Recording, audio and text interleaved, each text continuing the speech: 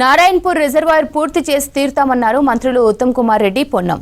4 కొత్త పథకాల తీరుపై కొందరు వేరే విధంగా ప్రచారం చేస్తున్నారన్నారు.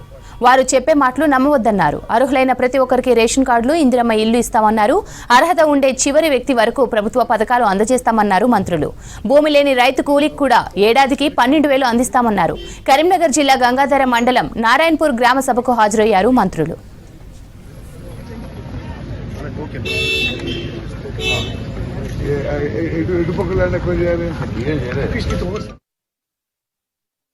అర్హులైన వాళ్ళందరూ కూడా మీ పేరు ఉంటే సరే, పేరు లేకుంటే మళ్ళీసారి మీరు రాయించండి. మీకు ఇల్లు కూడా మంజూరు చేస్తాం. ఇది నారాయణపురం గ్రామంలో మరి నారాయణపురం గ్రామం నేను వచ్చిన ఈ సందర్భంగా మీకు నేను సభాముఖంగా ఒక విషయం ప్రకటిస్తున్నా. నారాయణపురంలో అర్హులైన అందరికీ కూడా మరి ఇందిరమ్మ ఇల్లు మంజూరు చేస్తానని చెప్పిన సభాముఖంగా మనం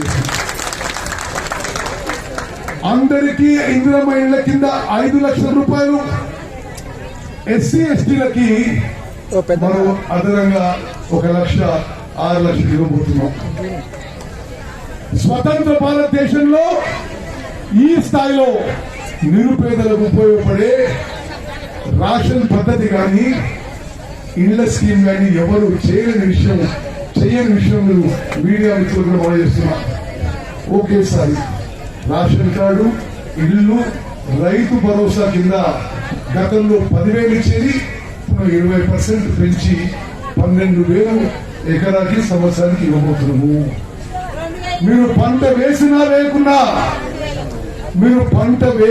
వేయకున్నా వ్యవసాయ యోగ్యమైన భూమి మొత్తానికి సంవత్సరానికి 12,000 రూపాయలు ఇవ్వబోతున్నాము. అదేవిధంగా చాలా మంది నా అక్కలు చెల్లెలు అడిగినారు, భూముల సంగతి సరే, భూమి లేని సంగతి ఏంటని. భూమి లేని వ్యవసాయ కూలీలకు కూడా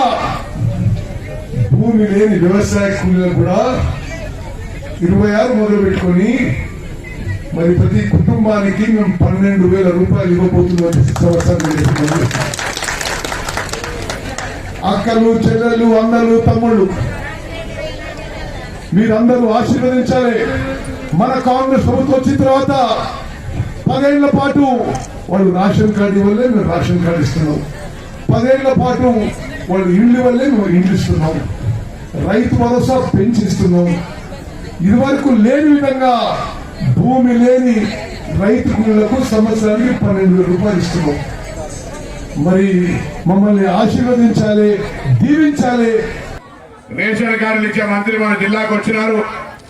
గ్రామ సభ ద్వారా ఇలా ఒక మాట మీ అందరికీ, 10 ఏళ్లుగా మనం రేషన్ కార్డు, మన ఇంట్లో పిల్లలు పుట్టినా, పిల్లల పెళ్లి అయినా, కుటుంబాలు ఏర్పడ్డా రేషన్ కార్డులు రానటువంటి పరిస్థితి నుంచి ఎవరైతే రేషన్ కార్డు కావాలని అడుగుతారో వాళ్ళందరికీ రేషన్ కార్డు ఇచ్చే కార్యక్రమాన్ని ప్రారంభించగానే రకరకాల మాట్లాడుతూ ఉన్నారు.